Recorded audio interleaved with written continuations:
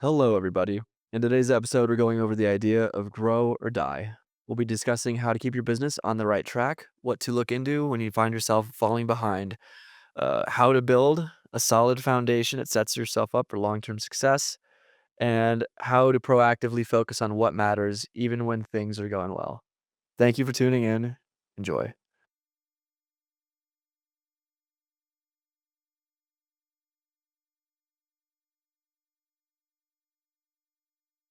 Grow or die, something you talk a lot about, or you talk about regularly. Both, I guess, externally and internally. So, why do you think that that is such an idea that needs reinforcement?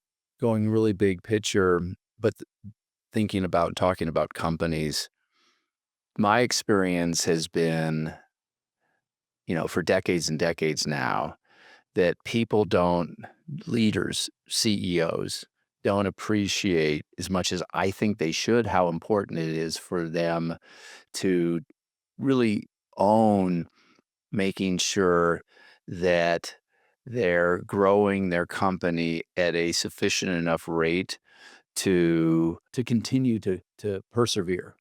Lots of different ways to talk about it. If inflation is 2 or 3% and your company's growing at 2 or 3%, it's not growing, right? And if your company's not growing, then you're never going to be able to attract and retain, sort of high level of talent. And so there's an inherent growth rate in all businesses, in my opinion, that you need just to sort of attract and retain people. And what is that growth rate? It depends on the business. Obviously, it depends on the stage of development. There's a lot of dependencies, right, in terms of the appropriate growth rate. I mean, obviously, if when you're starting off, stage 2, right, you've come out of stage 1 because you don't have to necessarily have, as we've talked about before, you don't have to have revenues to prove product market fit. But let's say you now have product market fit and you're starting to grow. I mean, in the beginning, your first dollar is infinite growth, right? Because it's 1/0 kind of a thing. And then over time, right, you're going to start to get into an attainable and predictable growth rate. And for some businesses, in earlier stages, you're 100%, you're 200%, and then you start to get to that place where your the rate of growth starts to come down to a more consistent and predictable level. That rate of growth, for us, for a long time, we were shooting for 80 to 100%. This is the first year we're not going to hit 80 to 100% in terms of our ARR growth. Revenue growth will be, 50% plus or minus. Not what we were hoping to do, but, at that level of growth, as an example, and given where we are stage wise, revenue wise, we can attract some amazing talent now. And we're doing a pretty good job of retaining really, really good talent. So, and then ultimately another question is around this whole notion of what level of growth do you need? The level of growth you need for an organization that's comprised entirely of A players, as an example, and we'll do that definition here in a second, is higher than if you have an organization filled with B players, or, your typical organization, which has, a smattering of a heck of a lot of Bs and probably more Cs than is healthy, right? A normal distribution centered around C players, probably. I feel like that'd probably be average if we define C as Well, average. C is not average, right? So let's do that, right? Yeah. So A players for me are people who are exceptional at their job and bring energy into the organization. So they're not only doing their work really, really well, but they're helping you beyond the scope of their roles, accountabilities, and Their responsibilities. presence is also beneficial, just Yes. them being in the room. Yes, because they're thinking about things, they're helping you, they're contributing to the marketplace of ideas, as Greg Vesper would call it, right? Our CTPO, our wonderful CTPO, right? So they're just making you better, right?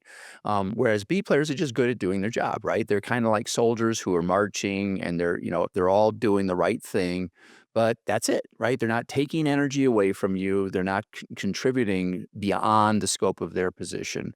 And then C players are draining energy from you. They could be draining energy from you because they're not particularly well suited for their seat, so they don't have all the skills and experiences, and so and you got to differentiate: have they been in the seat for a while versus are they new in the seat, right? So if they're new in the seat, they're just getting their act together.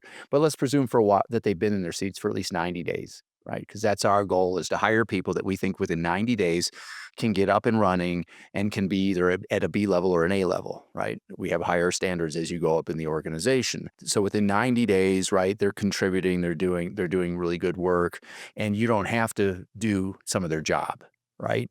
One of the ways I like to look at A versus B versus C as an example is, what percentage of the time are you either coaching or helping, literally helping someone with their job, right? Shouldn't be very often, if right. And now, if you are finding yourself literally doing some of their work, then that's a C player because they're literally pulling energy from you that you could have been applying somewhere else. If they're people who are not good core value fits, they're not cultural fits, strong cultural fits, and how you're going up and cleaning up some of their mess, right? Because they're hard to work with. They're not a good cultural fit. Their behaviors are antithetical to who you are, and everybody, if you've built a decent culture, knows what your core values are. Yeah, right. This isn't who we are, and so now you gotta clean up some of their mess. You have to clean up. Not only do you have to talk to them about their behaviors, right? But the reality is their behaviors have impacted other people, and if you hired them, if you're their team leader, you're kind of you're responsible for what's happened to those other people. And so, you're not just working that person who's not a good core value fit, but you're cleaning up their mess a little bit. Does this make some sense? Yeah. Right? And then D players are people where, shame on us, right? We never should have hired them in the first place for that particular seat. D players for me is, you can look at it through the lens of culture, or you can look at it through the lens of, competency and commitment and capacity, right people versus right seat. And you can have them end up being both, right? I would say a D player is higher on the cultural side is if you just did your references, you would have found out that everywhere they've went, they've left this plume of dark, gross smoke, right? And they've just been toxic. Um, and so shame on us, right? If we hired that human being that we could have, if we would have done the right work, we would have known they weren't a great cultural fit. Or obviously, if we had done the references, we say, hey, here's the roles, accountabilities, and responsibilities. These are the objectives associated with the seat. This is the type of complexity that they're going to be dealing with, or complications that they're going to be dealing with. Have they done this before, right? And if the references would have come back, no, right? Then then you hired a D player. So you got A, B, C, D. Now the question is, if you really want to build an A player organization, we've talked about this before, there's math behind how much growth does the organization need to consistently be generating in order for people to be able to take on, you know, additional challenges. It doesn't always mean that they have to take that next step up in an organization like ours, because there's only five, layers within, or stratums within our organization. So in theory, right, if someone was like, well, within 3 years, I want to make the next step. In 3 years, I want to make the next step. In 3 years, I want to make the next step, right? If that were the case, then you can do the math, right? So within 15 years, they want to quote unquote be the CEO. Now, right, I was one of those people, right? So we do exist, right? And so you need to think about how much growth and it needs to be there. And so in today's day and age, perhaps what can happen is you can go from being overseeing a team in one core function, and then say, hey, I want to take on a very different responsibility in another core function. And so you're taking on new challenges, you're growing, right? But you're not necessarily, just stratum jumping every 3 years. Does this make some sense? Yes. Yeah. So then what's the growth rate? Yeah. So what's the math? Is it relative? Do you think it's, I mean, obviously it's industry dependent, but rule of thumb, do you think it's a growth rate relative, or right? You probably do standard deviations Yeah. above the average growth rate. Yeah. If it's a relative to market or industry, Right. or if it's relative to inflation. Obviously, there's some things where it's going to be closer to inflation than others. So just because of the way my brain was, is and the way it's worked, and me being in finance and investing and all that kind of stuff, everything's relative to inflation, right? I mean, period, into discussion, right? Because if you're in, a country where inflation is rampant, right? You got to be growing more than 50, inflation's 50% a year. I mean, some places it's 50% a month. It's crazy, right? But yeah, it's relative to inflation, number one. So I feel and there's always an exception to a rule. We talked about this before, right? But generally speaking, it needs to be against inflation. And then I would say that double digit growth rate, right? Is necessary if you really want to go out and attract and retain, a large level of A players, percentage wise. Does that make some sense? Yeah. Now, it gets easier to go and attract those humans with, you know, higher levels of growth. We could not have attracted the people we have today 3 years ago. No way, right? So, it's a combination of growth, it's a combination of the complexity of the organization we have today, obviously, the level of challenge that exists within the organization. The story hasn't changed, but we're just more credible and people have meatier, opportunities to dig into. Let's say relative to your market of applicants or whatever, people available Right. to you at your organization at any given stage, Yeah. what percentage of those people, potential hires, are A players? That's first question, and then how relative to that standard growth rate, or just base growth rate, right? That flex point between growing and dying, Right. how much higher, how much above that do you have to be to attract and retain those A players? Well, so first of all, it's a lot more than just growth rate. Generally speaking, given that's the topic of today's discussion, right? Obviously, there's a ton of things, but a lot of those things will influence your growth rate on average, Yeah. right? There's just gonna be years where it's just like, "Yep, not your year, market's weird, Yeah. something's happening." You're Yeah. really focusing on investment, Yeah. long-term investment, and it's gonna pay off in 2 years. Yeah. And obviously, with AI and stuff, that's how it's working. Yes. They're doing a lot of upfront work to Well, hopefully have something pay off in yeah. the future. Yeah. So part of what the conversation that you're having right now, or we're having right now, is actually growth rate doesn't just mean revenues, Yes. right? So growth rate could mean, how big is your organization growing, right? Our organization's grown at over 50% a year, right? Every year since the beginning, pretty much, right? So you got that level of growth rate. You got obviously the revenue growth rate. But, I think you had two questions there. One of them was, what percentage of the candidates out there are A players, right? And then what are the implications for that? Well, the percentage is small.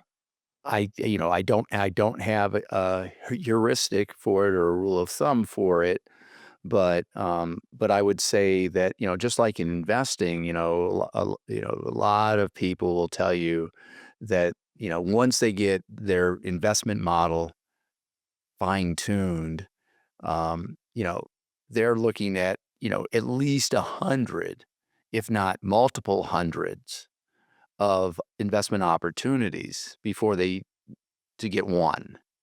And I think it's similar on humans, right? And especially obviously if you're using something like LinkedIn or something, some broad-based system to bring in applicants.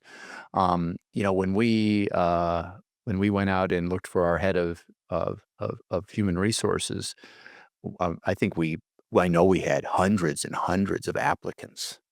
And eventually, we found Kathleen, who's awesome, who reports to Meg, who's head of people. But sometimes it's you're going to look at hundreds of candidates. And the reality is that it. And once again, going back to stratums, the higher up in the organization you get, the harder, the small, the, it's interesting, right? How many CMOs are out there as an example versus just general population. We know that's a much smaller group, but I'm sure when we went through our CMO search, we were looking at people who had very credible, right, resumes, substantial experience, and and so we had a really, really tight lens. I wasn't involved in every single review, but I'm sure we were close to 100 plus people. And we literally had conversations, or our search firm had conversations, I know for a fact, with, 50 to 100. And then I reviewed probably 30 to, plus or minus. And then I met with over 10 people. Finding, a p- finding people who have that combination of experience, passion, drive, interests that are aligned with you and with your organization, and great cultural fits. I mean, yeah, it's not easy. But obviously, if you can become really, really good at this, then, A players do love to be surrounded by A players, and so that's part of what's happened with us over the years, right? Is we've gotten amazing talent who's helped us get amazing talent. So then there's a general way it applies to anything, the idea of momentum with growth, Yeah, right? You take it back to the Matthew principle. yeah, Uh, to those who have everything, more will be given. From those who have nothing, everything will be taken. yeah, And just, right, things that are bigger tend to get bigger. Things that are shrinking tend to continue shrinking. yeah. And that's the tends to is important there. Yes. Obviously, the things can happen and make things go the other way, but that's where you get the wild distributions of, you know, 5% accounting for 90% of the results or the mass or whatever you want to call it, right? Right. So within those Business. things, you have when you have more A players, Yeah. it's your growth rate is going to increase because you're performing better and Mhm. you're more able to bring in other A players. Yeah. So, two questions. Yes. What are some heuristics to give you confidence that you're on the right path and you're building that positive momentum? Right. And two, if you feel like you're stalling out, what are the core things that you need to address in order to course correct? Yeah. One of the concepts that's pretty universal in most of the um, well-known sort of business operating system communities, the senior leadership team coaching industry, is the concept of hitting the ceiling. And I believe hitting the ceiling is predominantly a stage-based phenomena. Um, but it's also, there's other reasons you hit the ceiling, and it's at that moment. So let's talk about hitting the ceiling first. So when you hit the ceiling, you're in that moment where you've now started to decelerate, or worse, you're reversing in terms of your revenues, right? Things are getting really super hard, and your growth rate oftentimes actually turns negative, right? So you hit a ceiling, something's messed up, and you either address it now or you're in trouble, because things either grow or die, as we that's the title of this episode, right? So, when you hit a ceiling, the question is can you figure out why? And the answer is you should be able to figure out why. And if you can't figure out why, there's lots of people out there that it can be objective and stand back and help you see what's going on, right? A lot of times it's stage of development, right? So you're hitting a ceiling because let's say you've gone from stages 2 to stage 3, and at stage 2, you had all these people who worked directly for you, and they were just out there producing, right? They were producing quality, they were producing quantity, they were following some, very basic process. But, you know, you can't oversee any more people. It's just too much, right? And so now what's happening is they're not getting the leadership and coaching that they need to develop. Everybody's like messed up. They're not working well together. It's kind of a collective mess. And you cannot fix that by yourself. You have to hire someone, right? You need to go and hire now someone to start overseeing the stratum one work that's being done, right? So now you need to move up to stratum 3, and you need to start hiring stratum 2 leaders, right? To help you produce, to help you serve, right? So to produce the product and or service, to service the customer, et cetera, right? To look over the books and records to make sure cash is coming in, to, all this stuff, right?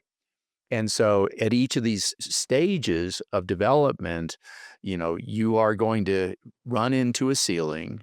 And if you don't do the things that are obvious to do when you hit that ceiling, like put that next level of leadership in the organization, right, you're in trouble. Because once you start stop growing, right? Once you stop adding new customers, customers will leave, right? No company retains all of their customers because customers, their needs change. They may go out of business, right? So you cannot sit here and stay flat and not get new customers, right? That's just an impossible exercise. So so the reality is you're going to hit a ceiling every single stage of every single time you go to the next stage of development. That's a given. Now, let's say that you've got a stage 5 company and you've got all the layers and you hit a ceiling, right? Now the question is why? Is it that somehow or another parts of your organization are no longer performing particularly well for various and sundry reasons? Maybe you have a bad leader in a seat. Is it the market? Right? That fundamentally, the market's declining, or is it fundamentally that someone else has come into the market with a much better mousetrap at a better mousetrap, better price, right? So you have to look at each situation and figure out why the heck the company has hit a ceiling. But fundamentally, back to the real topic here, fundamentally, you as the leader need to understand that things either grow or die. It's your responsibility to now get this organization back on track. Now, if you've built an organization that's predominantly comprised of A players, right? Now all of a sudden you've got all these A players. You're not growing. They're all going to sit, around and look at one another and going, I'm not learning, I'm not developing, I'm not, advancing my own set of skills and experiences. And so all of a sudden they start to leave, right? And now all of a sudden you're going to attract people and you're like, but all these people have been leaving, right? Or they go on Glassdoor and they're right. And they see that there's all this mess, right? And they're like, why I don't, and so all of a sudden you no longer, you have this real issue. It's a real issue, right? You're not growing. You're not growing. Right. Your people are leaving you, right? It's harder to attract new people because they're looking at, let's say, Glassdoor, and it's talking about all the crap that's going on. I'm just making these stories up, right? You need to go in and figure out what the heck's going on, and then stop the hemorrhaging, right? And see, average players want to be left alone. Good players want to coach. Great players want to know the truth. Figure out what the truth is. It's probably gonna be a multiple of number of issues, and now you need to go in there and you need to prioritize, all right? Yeah, we got 20 problems, right? Are they all the same? Are some more important than others? Can we attack all 20 this quarter, or are we gonna say, "Hey, we're gonna triage, right? These 3 things are the big things we're gonna work on, and then, these 5 things we're gonna start to work on, and then these other, 12 things we're gonna push off until the next quarter." And there's definitely situations where it is a more foundational issue, where it's like a huge market shift or something comes up, Yeah, disruptor comes out. yeah, That's the external side. On the internal side, you have leadership issues, yeah, or you have a serious cultural issue.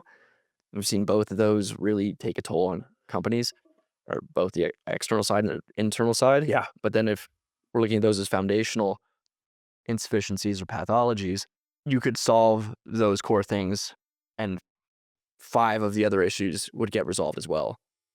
Yes. And so what Well, do you think the significance is of taking appropriate time to figure out if it is a core foundational issue yeah, versus just a surface level thing, yeah, and addressing that, right, and having, I guess, the discipline yeah, to address that prior to trying to solve the easy yeah. or solve for the easy Well, I issues? I feel like I'm a broken record on certain topics almost every single, time we talk about stuff like this, right? So, first of all, wouldn't it be amazing, right, if really early on you got your act together on your forever agreements, right? So that you don't have these cultural issues, right? Wouldn't it be amazing, right? If you really got clear on what are the foundational internal things, right?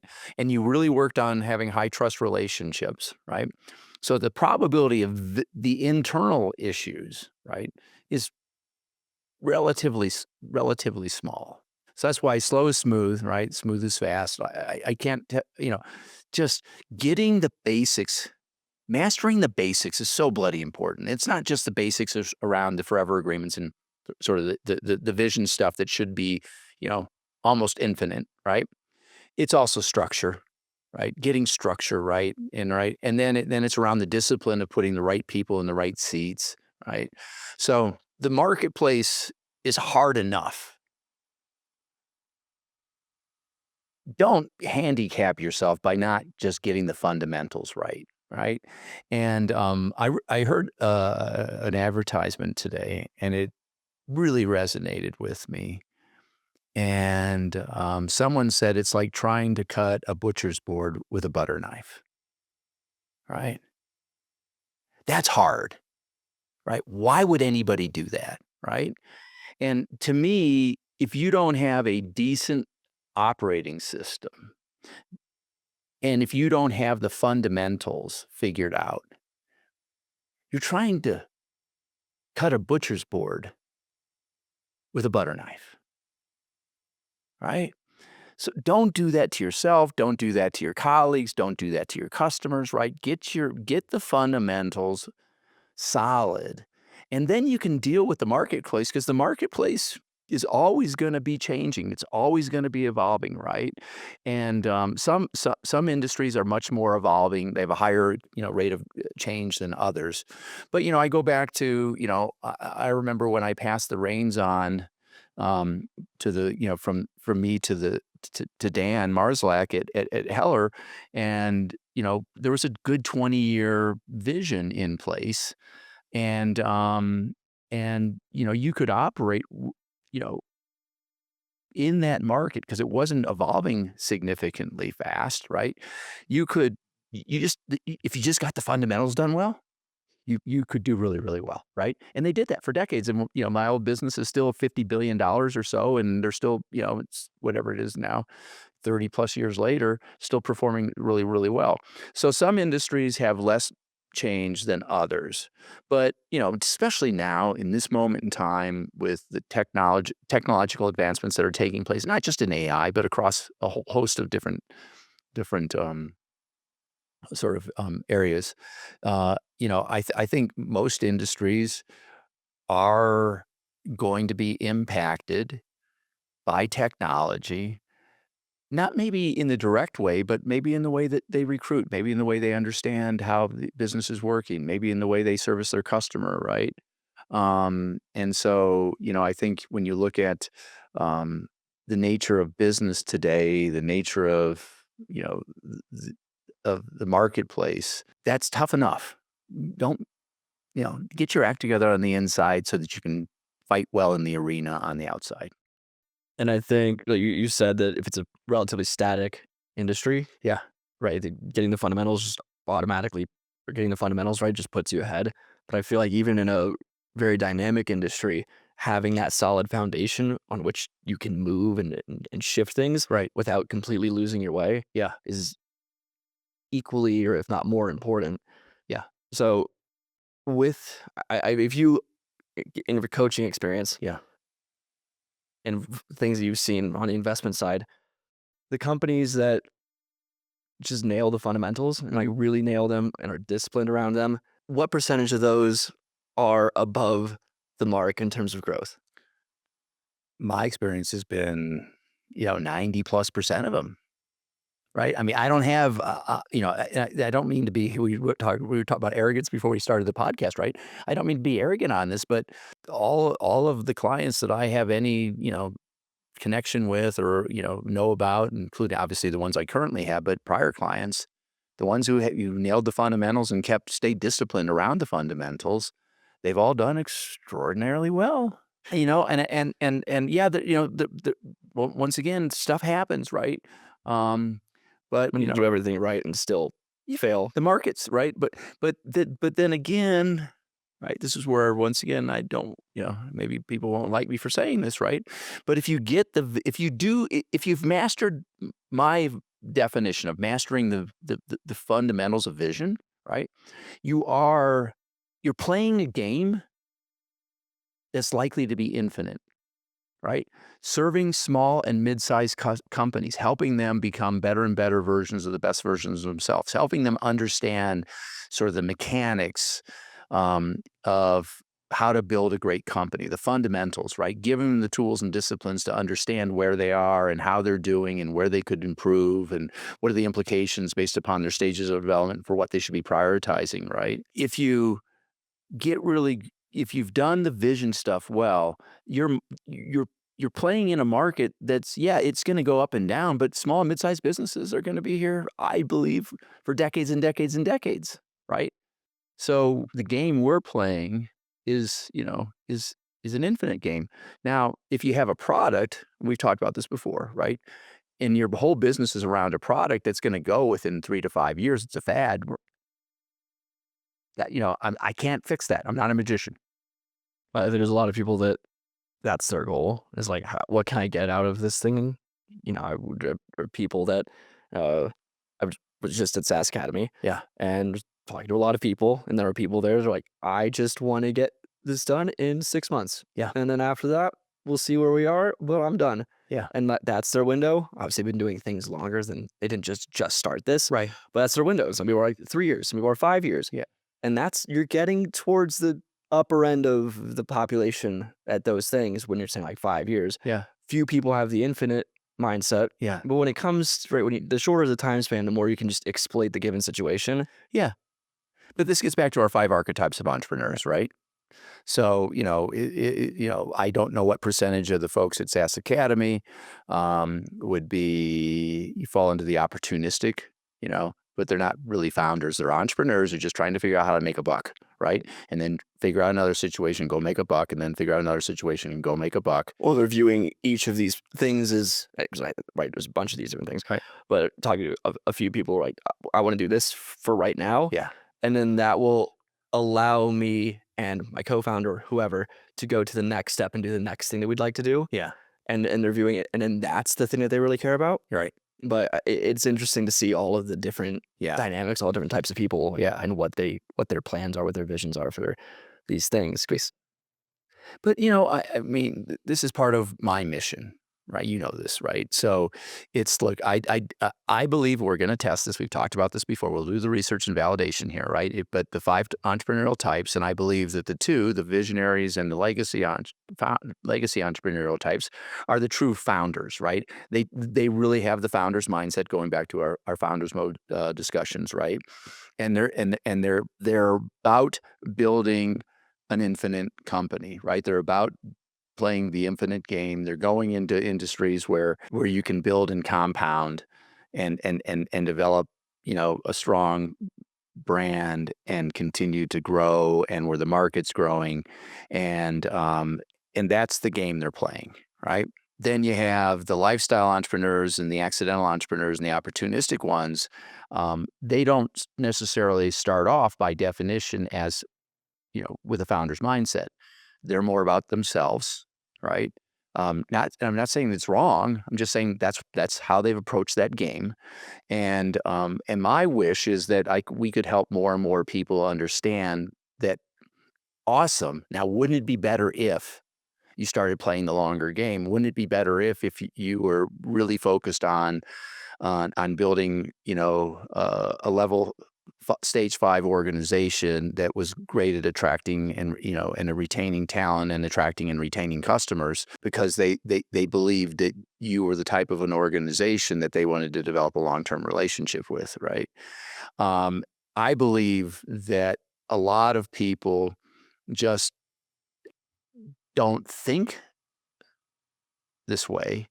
And it's not wrong, it's just like anything, right? You don't understand stuff. There's lots of stuff you just don't know, and so whether it's the educational system or their family background or what, I would love to see them evolve their worldview, their vision for the business to creating a company. Because in the long run, I believe it's better for them, I believe it's better for their family, I believe it's better for their customers, I believe it's better for their employees, I believe it's better for all their ideal stakeholders, because they may be the only shareholders, but eventually, right, other people might want to be investors as well. And so I just think it's a win-win-win. But we haven't done as good a job as we should with regard to helping people see that as a really viable and if not wise path to pursue. I think it starts with us doing it well, and then showing how it's done, Right. right? And then really mastering understanding to the point where we can teach it, Yeah. or communicate those things. Yeah. Because I think there's a lot of times where and obviously there's a big ego development side of this, right? Mhm. With regard to the perspective on things, especially if you can play an infinite game, but I think there's a step beyond an infinite game where you're serving an infinite need, and you are just a piece of that. And Yeah, during your time here, you are shining a light on that need, and you are yeah, doing what you can for that. yeah, And then there's the social ripple effect of what you do and how you do it, and yeah. that helps bring up others, and you're identifying and addressing the core issues. And that's a huge commitment to Mm, things, and yeah, a lot of people are afraid of that level of, I mean, it's basically a life commitment at that point, yeah.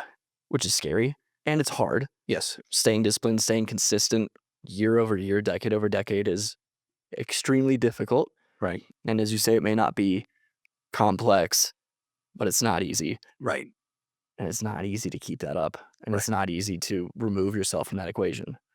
No, But I think there's a proximal side of, or on the growth side of things, just little tweaks, just keep advancing, advancing, advancing, just growing.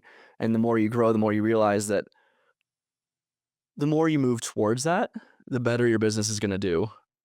And then the better your business does, the more you realize the value in those things. And so it's just keep exploring, keep having that one foot in the unknown, but moving towards that direction. And I think that even if you are on that level, right, let's just say 11 years, level 9, people get it. I think most people get it. They're like, "Oh, yeah, that sounds like a good thing." They don't right, understand why it sounds like a good thing. right, And so it's up to people who are in that thing right. to help others who are earlier on in their journey. Yeah, yeah, yeah. And so Go down that rabbit hole. web, you go down that rabbit hole, Right? but it's also back to growth, Yeah. right? So we're talking about individual growth versus obviously organizational growth, right? And the individual growth has implications on the organizational growth, Yeah. right? Yourself and your team, Yes. and so on and so forth. Yeah. To be a follower means you are attracted to a leader. A leader brings something to the table that you don't have, whether it's the vision or whether it's the ability to deal with something that's in front of you right now. Sometimes there's short-term leadership and sometimes there's long-term leadership. We've talked about this before, right? If you're sitting at the bottom of the World Trade Center during, that horrible moment in time, and there was a fireman, a politician, a business person, and a philosopher, right? Who would you want to lean into to help lead you out of that moment? And obviously, it's the fire person, right? So there's context as always matters, as we like to say. Um, but fundamentally within talking about organizations, right? You want to go work for someone and be coached by someone and be mentored by someone who's at a higher level than you are, right? And so to your point, there's some really probably unresolvable tension if you're loving your stage 7/8 ego and you're working for someone who's stage 4 or worse, stage 3, right, where they're just yelling at everybody and it's all about them and has nothing to do with anything other than them, right? In that little moment they're in, um, then it's hard, right? And so yeah, there's the organizational growth and then there's the growth of the humans inside the organization and and for it to really work, they all need to be growing. Yeah. I have a chart about like the relationship matrix, yeah, between all the levels, which I don't even think I need to right now, but it's interesting, right? Yeah, Like, what's the relationship look like between a level 3 and a level 3, or level 3 and a level 9, or 8 and whatever? right. Um, I don't know if you just whatever. I'll shut it after. I don't want to Yeah, just derail this whole thing. right. But coming back to growth, But that's it. But this is actually back to growth. I want to connect two dots here, okay, right? Um, you know, well, when you're growing the organization, there's going to be there will be moments where you're um, the majority of the time, really, right? Whether there is gaps within let's say levels of competency and levels of and I'm going to even throw ego as a competency, right? there's going to be competency gaps within the organization. So you may have like a Stratum 4 leader who just has Stratum 2 direct reports. And that gap there is not good for either humans, right? And so if you've got really sophisticated and looked at your organization, right, what's the gaps, right, in terms of competency across it? And at each of those gaps, what's the value that is exposed to that gap, right?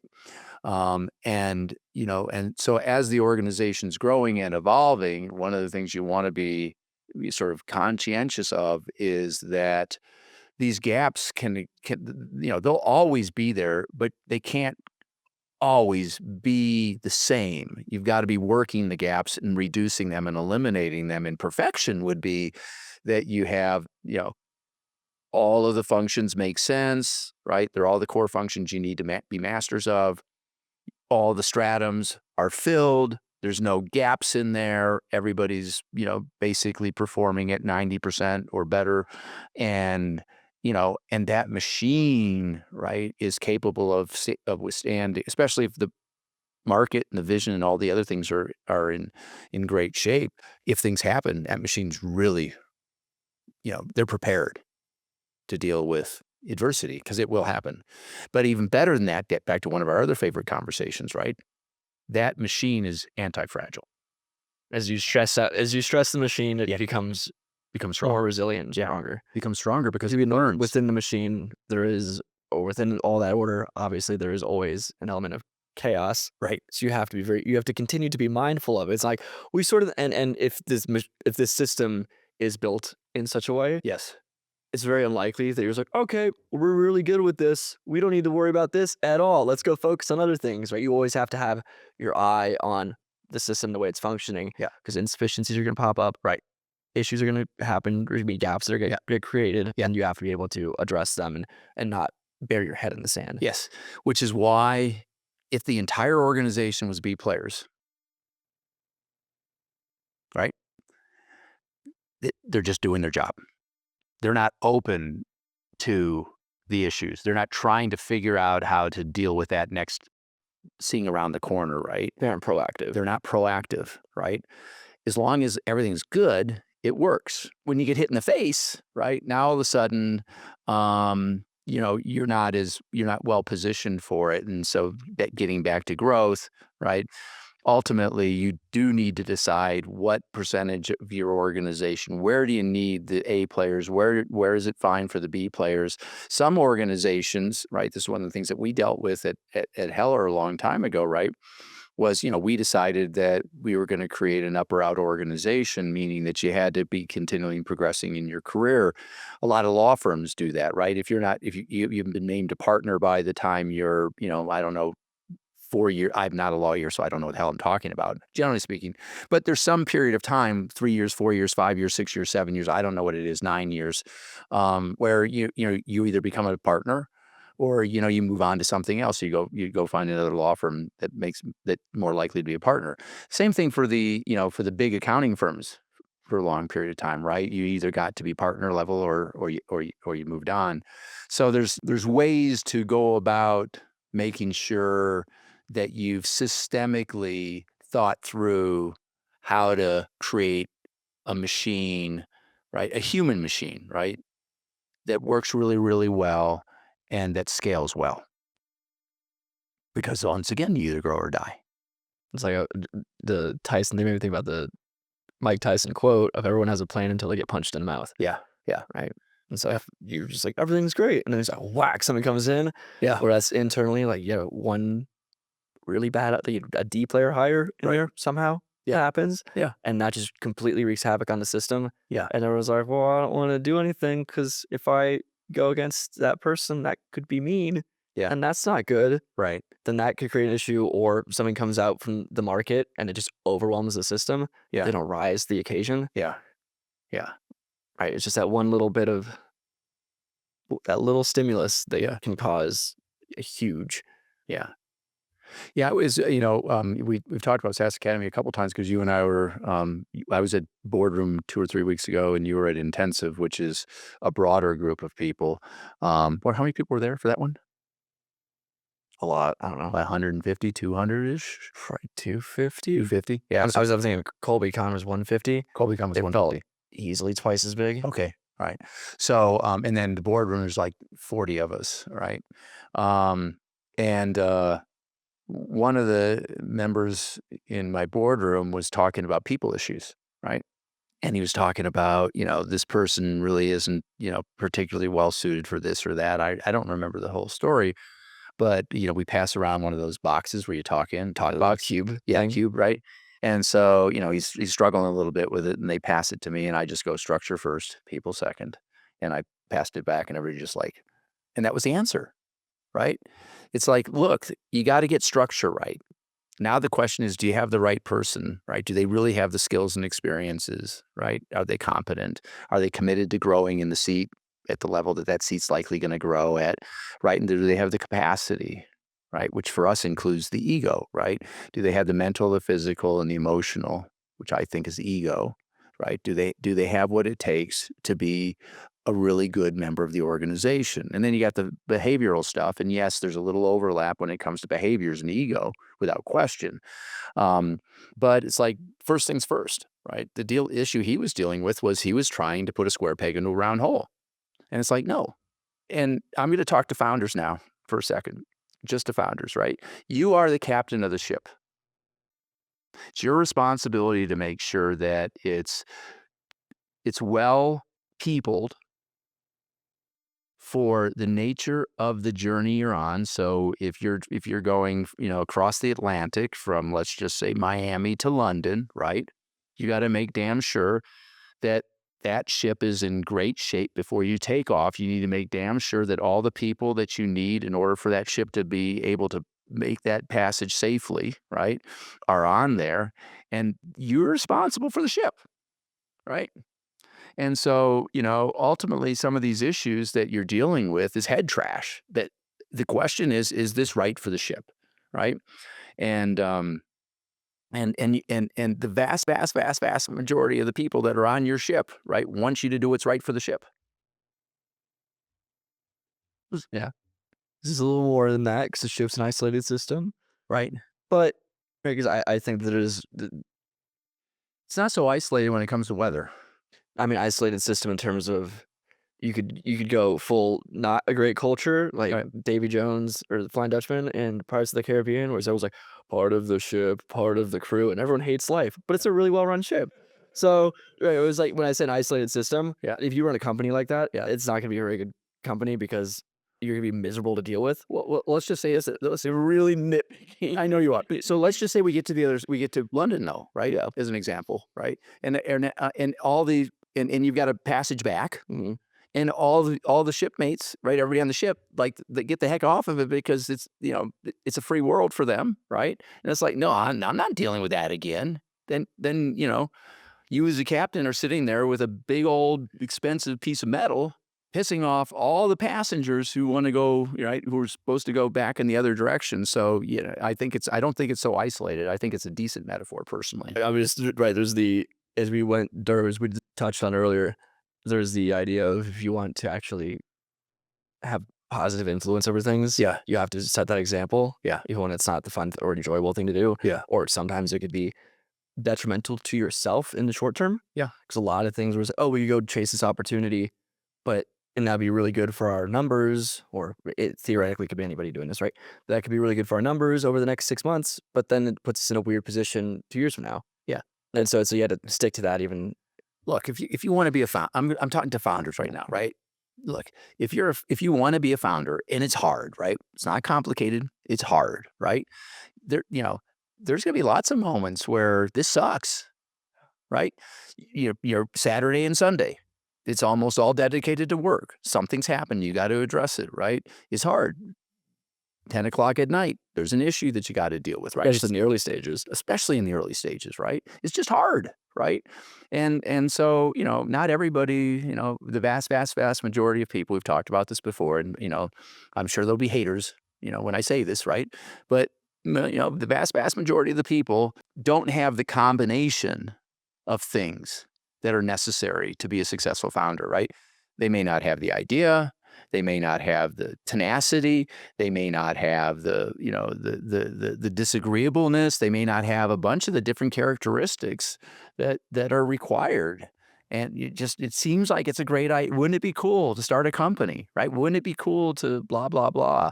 Yeah, but Well, it depends on why you want to start the company, yeah, right? Because I think if you're a very conscientious, disagreeable, what you right of all the right traits, which the percentage of the population that has all those traits is small. these are small. Yeah, And if you put people in those positions that don't have those traits, they might think about it in a romantic sense, like that'd be really cool yeah, to be in that position. And some people would be in it for the right reasons, like I just want to help people and I want to take on that burden, and that's cool. Some people are just like, I want to have a really big house, and it's like, okay, that's not when it sucks. That's not going to get you through those weekends, those all nighters, be right? Because that's not a significant enough why to bear any how, as Nietzsche would put it. yeah. But it's even simpler than that. I've said this a bunch of different times, right? You do not make money because you want to make money. You make money because people value what it is you do. If you focus on output, you're not focusing on the work that needs to be done in order to create the thing that needs to be created in order for you to get this thing that you think you want, right? Back to growth, right? Ultimately,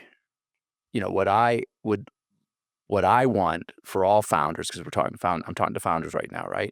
I want 90% of the time, 90% of your time for you to be genuinely enjoying the job, right? And genuinely enjoy leading, genuinely enjoy being with your people, genuinely enjoy being with all of your ideal stakeholders, right? Genuinely enjoying the game, right?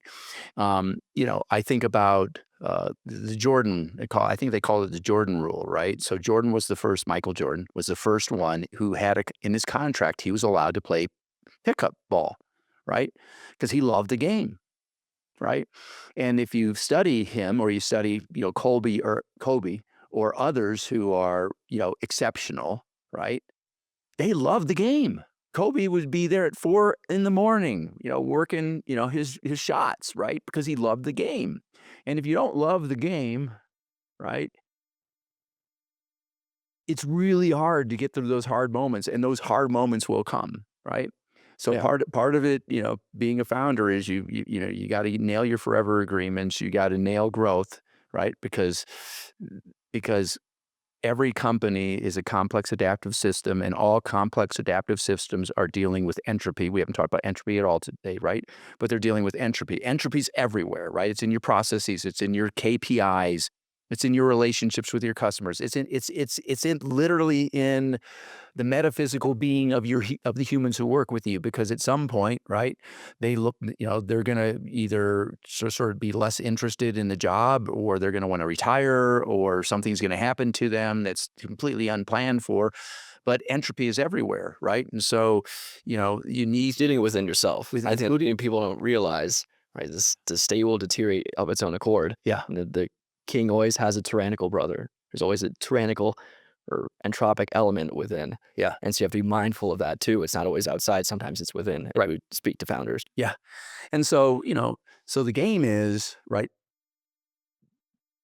it's not complicated. It is hard, but ultimately, the better you are at creating a business that has the sufficient enough level of growth to meet the ambitions that you have, right?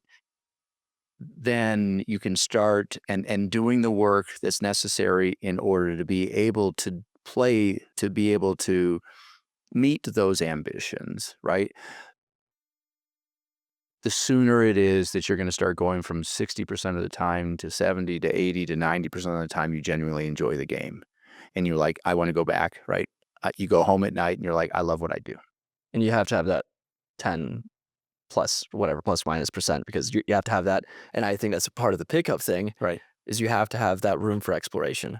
Like, I hate this. Yeah. Or it's like, I didn't realize that in doing something that you hate, you're like, Right. okay, why don't I like that? Figure that out. Or sometimes you find something like, oh, that actually worked. Yeah. And whether I like sometimes you like it, great. Sometimes you don't like it. Yeah. But it's like, we need to do this. Yeah. And so, right, delegate or whatever in that situation. Yeah. Um, but you shouldn't be in a position where you're loving everything 100% of the time. No, well, it goes back to, if we were really, really like, I have mixed perspectives on this. You know, there's a reason why we're called 90 and right and so we and so obviously 90 days and 90% of the time, blah blah blah, um, and hitting 90% of the things that matter, living up to our agreements at least 90% of the time, right? And if we don't live up to the agreements, there being a real, a legitimately good reason for it. But as we've talked about on numerous occasions, optimizing for growth, research suggests a 15% failure rate, not just a 10% failure rate, right? So in some respects, you could say, hey, you really want to get up to about 85% of the time. I'm big on 85. Yeah. I don't want to. There's just so many times where you're like 90, and I'm like, in my mind, I'm like, okay, I know the natural law is 85, Yeah.